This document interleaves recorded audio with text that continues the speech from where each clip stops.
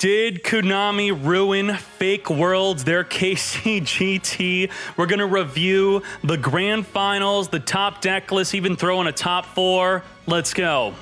There can only be one winner, and you're looking at him. Let's go.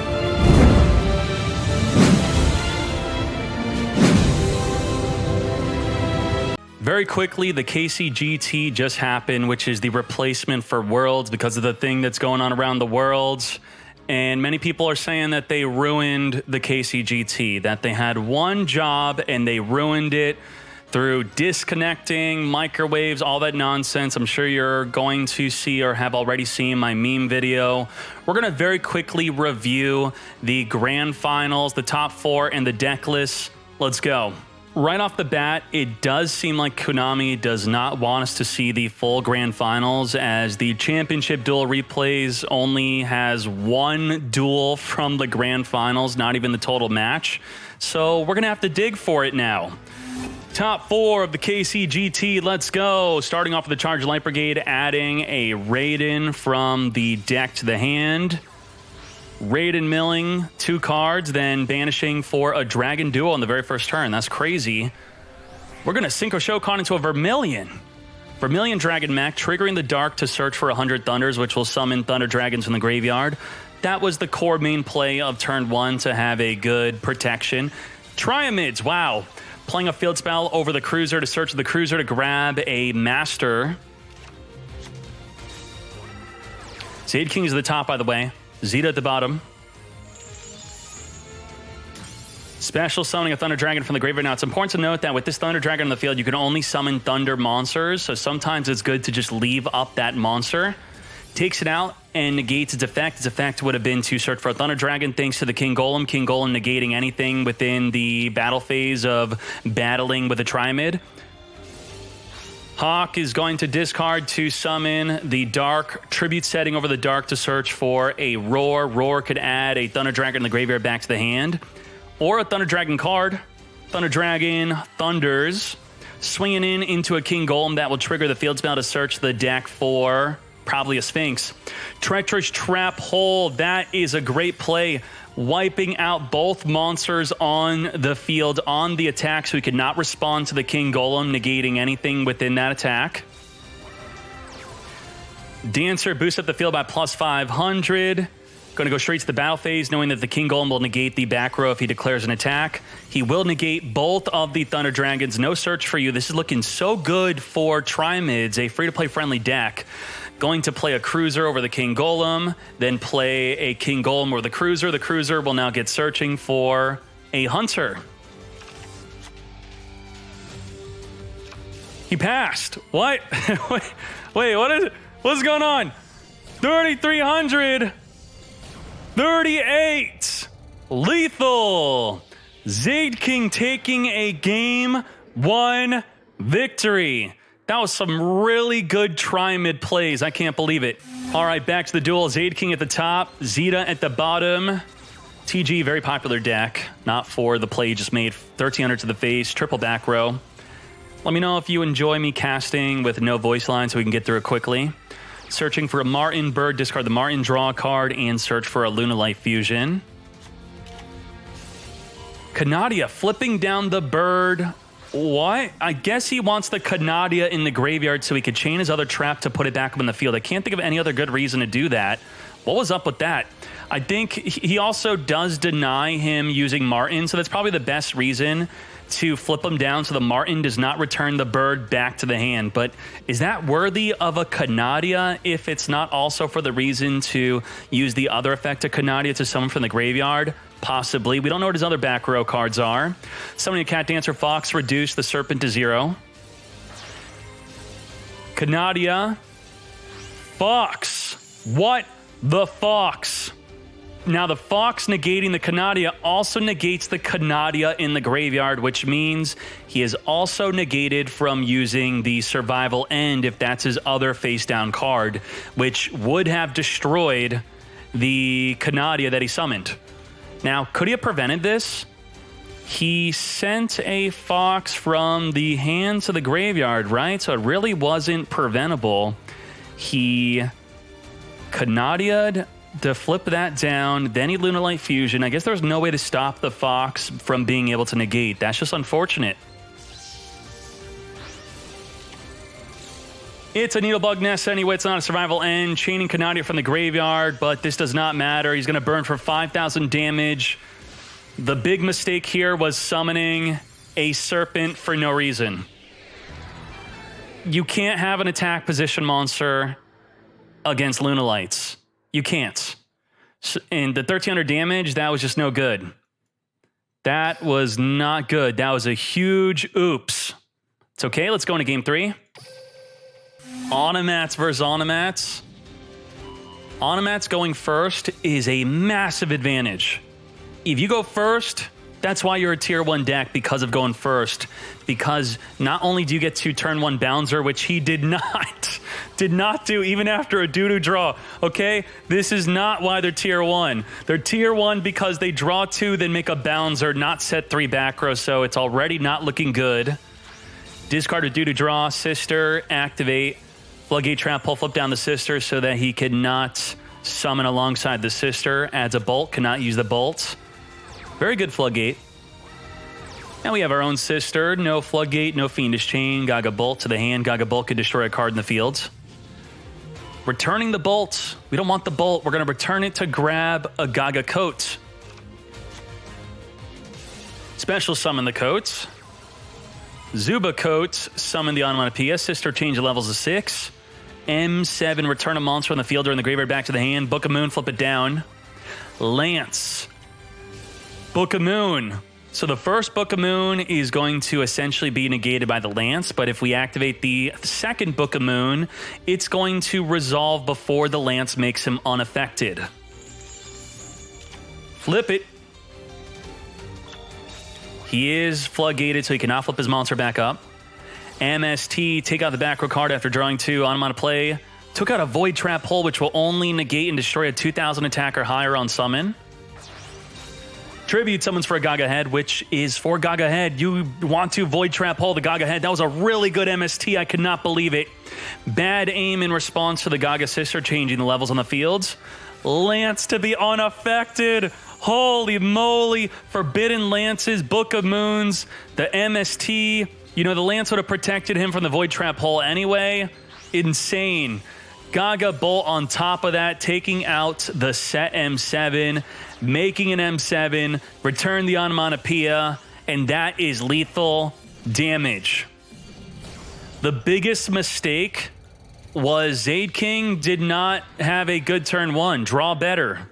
Draw better. He should have made a Bouncer.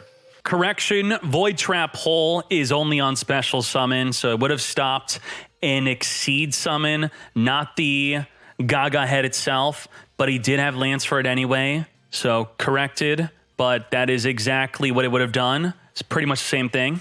Get ready for the grand final. Zeta versus BZ Kasara. This was the replacement for Worlds. There's a lot on the line here. Let's go. Summoning a rated, milling the top 2 cards of the deck, milling 2 more cards in addition to that. No turn 1 play from Thunder Dragons. We have Cyber Dragon Core searching for a cybernetic fusion support, but we know Thunder Dragons are known for having hand traps. Herald of the Abyss. Disconnect. Disconnect.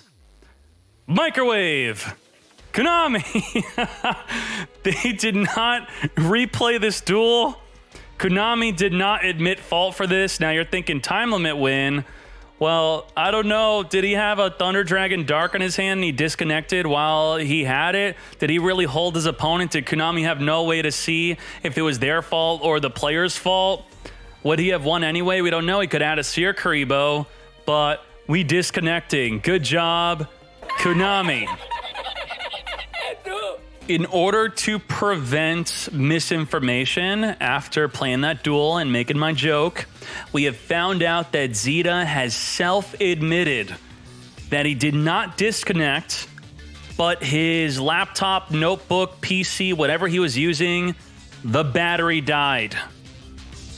He forgot to plug it in. The battery freaking died. So, Konami Overlords, I'm sorry. I'm sorry. Don't strike me. Let's go to game 2. As we're hopping into game 2, this is not really game 2. It's kind of game 2, but not game 2. It's a replay of game 2 because game 2, there was another disconnect. I don't know if it was at the fault of Zeta again, or maybe Konami found out it was on their end, so they decided to replay the duel. But the grand finals was a double disconnect. Game 1, he's taken a loss for that disconnect because it was his battery dying.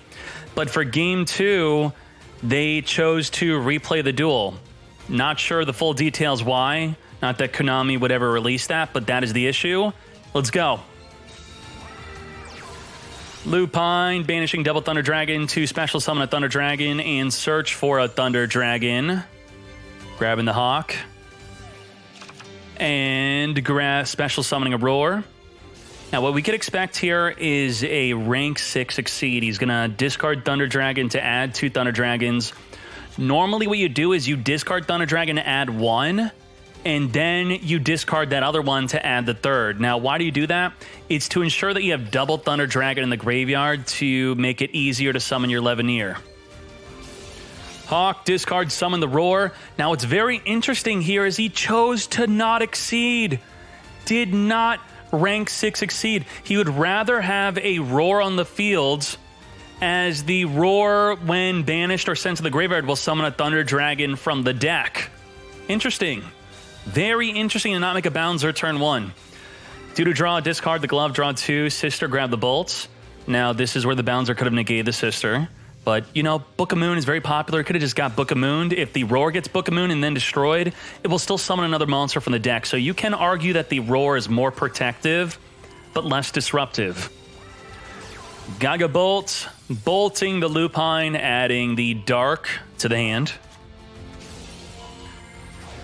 We are exceeding into an M7. M7 detach, return the Roar back to the hand, but that is the other play. If your Bouncer doesn't get Book of Moon, then bolted, then your Roar will get sent back to the hand by an M7, but you're forcing your opponent to make an M7, which means if you survive this turn, you will get to make your plays without having to worry about a Bouncer. Now, the Levineer kind of already plays around Bouncer anyway, so there's so much different back and forths on should he have made a Bouncer, should he have not, could he have dealt with the Bouncer anyway, otherwise forcing him to make an M7. Let's go. Special summon the Onomatomatopay. Roach. Roach will negate the summon of Levineer. Going in for 1900, takes the 1900, 2700, Triforce tops. If your opponent has summoned 3 times, you get special summon this from your hand whenever you want. Now, the big problem is his Roach triggered Allure of Darkness. Allure of Darkness will allow him to draw 2 and banish a Dark after dealing 1800 damage. Was this avoidable in any way whatsoever? He knew there was likely a chance for him to have a hand trap, possibly. What do you think? Was it a misplay to attack? Then he wouldn't have summoned the Triforce tops? And, you know, maybe he still would have during the end phase? What do you think? What could you really do anyway? He could feel safe with the Roach. Let's see what happens. And the delay of the Triforce tops would be hidden by the delay of Thunder Dragon Dark if he has not already discarded it. But the thing is, he discarded it. So that's even... no, okay, it was after the attack, so it did not matter. It did not matter. So he was reading a Thunder Dragon Dark delay, but it was also Triforce top, so this was completely hidden. I'm only talking about the fact of him likely having a hand trap, but then... if he did have one, you're triggering Allure of Darkness.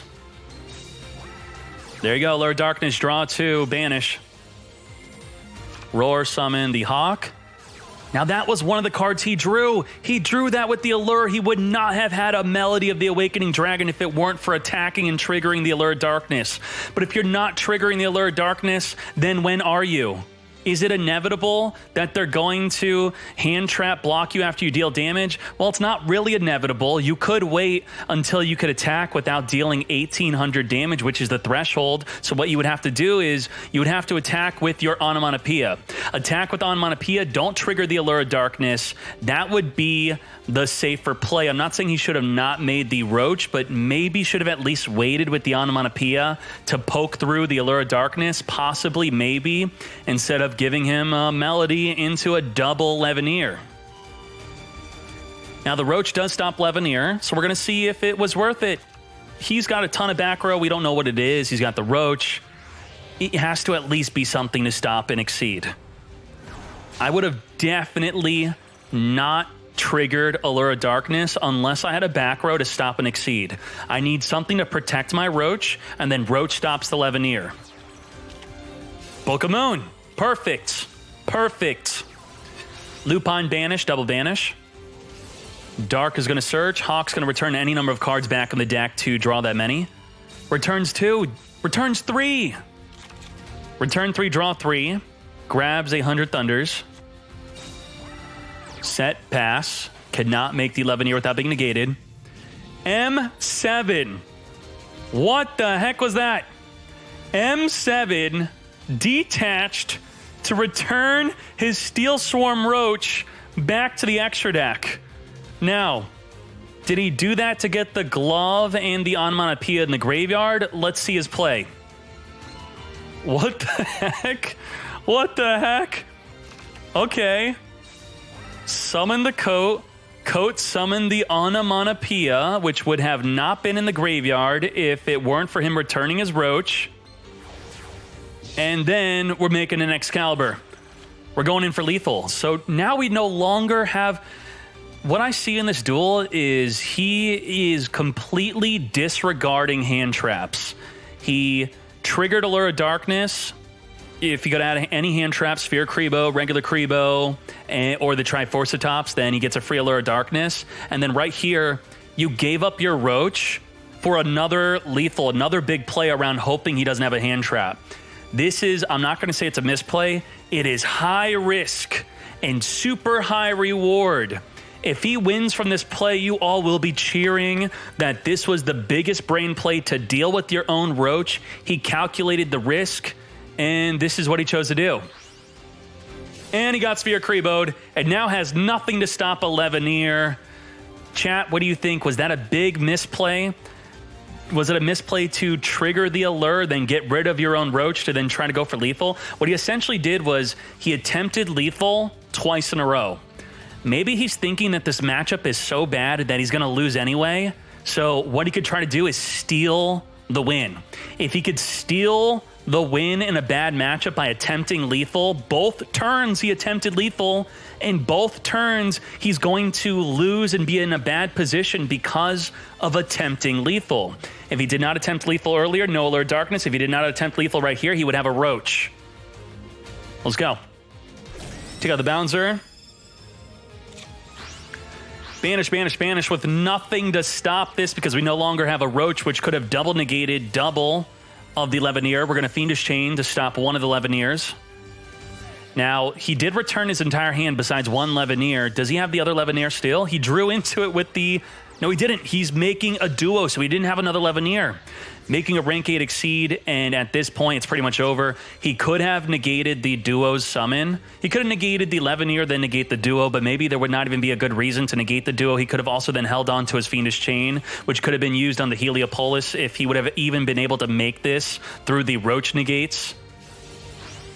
Detach, tributing from the hand, wiping out the fields, roar, add the Hawk. What the Hawk, mates? And just like that, lethal damage, BZ Kasara winning it due to hand traps. Hand traps won it. The Triforcitops and the Sphere Kribo are the main reasons he won because his opponent kept on attempting lethal. And you could discuss, was Zeta being greedy? Was he too greedy? You let me know. What should he have attempted only half the lethal? So I'll do a poll real quick. Not that the majority of you will really know what's going on, Papega, KEKW, but we'll do a poll anyway. What do you think? That is what the chat believed, that only one of the lethals should have happened. And the second highest was yes to both lethals. The minority was no to none of the lethals. The first one triggering the Allure of Darkness, the second one losing the Roach. They feel that they should have, I think they're going to think, if they think only one of the lethals, I think they're thinking only the first one was okay to check for lethal, because you could have ended the duel right then and there, and there was no way to read a Triforcitops because of the Thunder Dragon Dark. But losing your Roach, you have a Roach and a Fiendish Chain, and you got rid of it for lethal. I really disagree with the second lethal. Giving up your Roach while you have a Fiendish Chain with it, but maybe because he had a Fiendish Chain, he was willing to get rid of it and steal the win. Crazy. But both players played incredibly well. He calculated the risk. And again, if it worked, we would be saying a different story. We'd be singing a different tune. We'd say, oh, so smart. No one would have thought of that. That was amazing. Getting rid of your Roach to win. What a king. What a boss. Holy moly. Now, let's very quickly look at the top deck list. Was there anything spicy within the top deck list? First of all, I want to say, I said do not play this deck. Don't do it. But the fool that won the entire event, he played it. Kasara, what are you doing? He played the deck and he won. I think he was the only one to play it. I said don't play it. He decided to play it, and he won the whole tournament. Now, he did not play it in the grand finals, but the deck maybe helped him get to the grand finals. Apparently, maybe he's only using it as his game 3 deck. If you didn't know the rules of this event were all 3 of your decks share the limit, semi-limit, limited 3, and only being able to play 3 of a card between your 3 decks. So what that means is if you play triple Book of Moon in your Cyber Dragon deck, you cannot play Book of Moon in any other deck. But you see 2 Necro Valleys. You could play 1 Necro Valley in another deck as long as the total is 3. And with Melody, you can't play 1-1-1. Since it's limited to 1, you could only play Melody in this deck and in no other deck. That is how the event worked. Let's get into the deck list, the rest of them. Let's go. With all of those restrictions said, I do want to say be careful about copying any of these decks. I'm not saying it for a definitive fact, but some of them could not be optimal because of the restrictions. But looking at these decks, it looks like they are all optimally built. He did not play Onomats, which I think was the best deck in the event. Probably everyone else played Onomats, so that's a big deal. And because Book of Moon is being used in his Cyber Dragon deck, that might be why he's not playing Onomats at all, because you want to play Book of Moon in your Onomats. So if anything, the restriction forced him to not play another deck instead of sub-optimizing another deck. Very good. Thunder Dragon's good. Let's go to second place. Zeta. As you can see, the Book of Moons are in this deck. And if you can't use your Book of Moons, then you could play a deck that plays no back row. Thunder Dragon's very popular. And then Luna Lights. If you summon a Saber Dancer against an Onomat deck, you pretty much win. They have a very difficult time outing this. If they're not playing Swordbreaker, which most are not playing, they're going to have to summon Excalibur. Excalibur swinging into the Saber Dancer. If you stop it with the Sphere Kribo, you're good. Look at this Onomat deck. His own Onomat deck cannot out the Saber Dancer besides the Excalibur, so as long as you protect it, you're good. Third place, more Onomats. Harpies. Harpies was pretty cool. Large Harpy deck. More Luna Light. Nothing too crazy besides a random Drowning Mirror Force. All right. Do you think that any of the decks will not have Book of Moon? Is there a single player that did not play Book of Moon at all between the 3 decks? We'll see. Zade King, TG, and Triamids. I love it. This is some good diversity. Triamids is a very good free-to-play friendly deck. You could take out the Treacherouses and the deck is still great and super cheap. Set Delta Excel. Beautiful deck. I enjoy this deck a lot. Very good. It should be on the tier list soon. I think so. Zade King with the Onomats. Nothing too crazy. Nothing too special. Zalug. Oh, my Jesus. Triple Duke. I need to play this. Triple Duke, KCGT Triple Duke. Now what happened is he level tuned into 2 level 2s, then he could not use his extra deck. That's according to what he said, and I do think, I'm not sure, the duel was maybe replayed because of that bug. Hopefully it was. Hopefully that did not cost him. But if the replay of that happening is in game, then I don't think there was a replay. Someone said there was a replay? Okay, good. Zalug, Mayakashi. He loves his vampires and zombies. Double zombie deck, even through the restriction. Holy moly, Zalug is my favorite player of the event. That is nuts. Great. ATM, Thunder Dragon, Harpies. Look at that, 2 Book of Moon. Then the Harpies had to borrow 1 Book of Moon from the Onomats. Very good. Nothing too crazy. More Triamid. You understand how timeless Triamid is? For 2 years, this deck has been good. Even good before the Sphinx. The Sphinx came out in 2020, so that's at least a year of this deck always having a presence in the KC Cups and the KCGT that just happened. This is such a good investment. You should play Triamids. Do it. -1. What I like about -1's deck is not only the jelly freaking cannon, mate. Who's expecting a jelly cannon? When any monster declares an attack, target any monster on the field and shuffle it into the deck. It's like a mini Drowning Mirror Force that's much more easier to activate. Holy moly. And what's also insane is this. Arcus in freaking Solar Recharge. What the hell? You tanky search for your regular Lunalights, or you tanky search for Arcus because it's a Beast Warrior, then you discard it with Solar Recharge, you draw 2, and you mill 2, and whatever you mill is going to activate. If it's a Martin, it will activate. The Martin will search. The Fox, if it's milled, it's going to reduce a monster to 0. Now, Dkayed, why not play Charge of Light Brigade? Charge of the Light Brigade will not work. You can't mill a Martin, you can't mill a Fox with this, and then have it activate. It will not activate. Only the Solar Recharge will have it activate when sent to the graveyard. This is sending it as a cost, and the Solar Recharge is sending it as an effect. I love this idea. Great. Sniff more Triamid, and we have Lollies. Lollies in the tournament, playing Grit, not playing Draw alone. Grit will protect you from lethal. Very nice. Treacherous Triamids. I love to see it. I love Triamids because the majority of the deck is pure to Triamids. You're not really... Look at this. Book, Lance, Void Trap Hole. No thank you.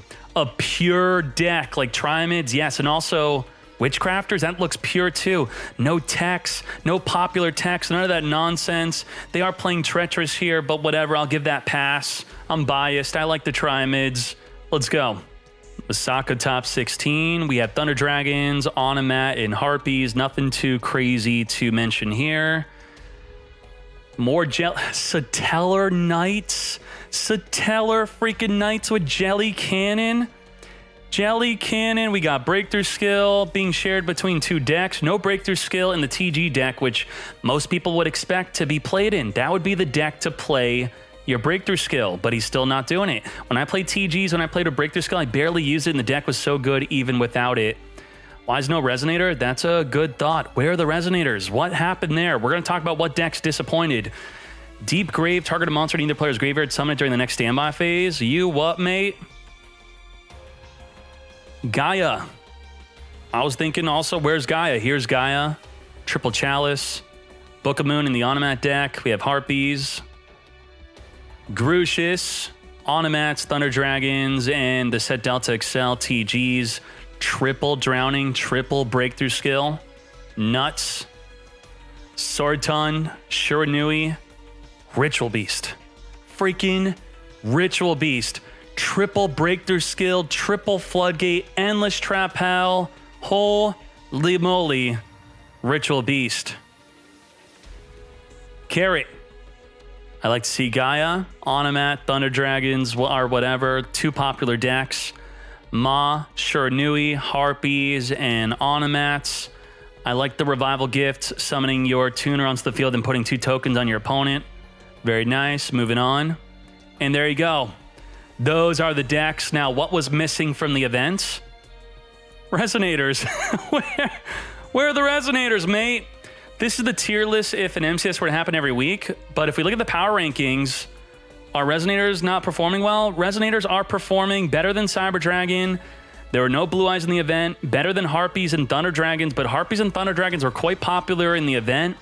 Is it because resonators share too many cards? Is that the problem? Maybe you are using your Lances and your Book of Moons in your Onomat deck, so you're choosing between a Resonator or Onomat. I think that might be the case.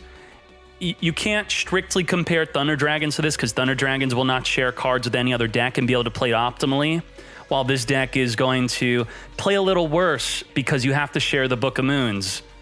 And, you know, it's not even that popular to be playing Lance, so I really don't know. I'm trying to make excuses for the deck, but that is it. Let's go. Thank you for everyone watching. Let's do it.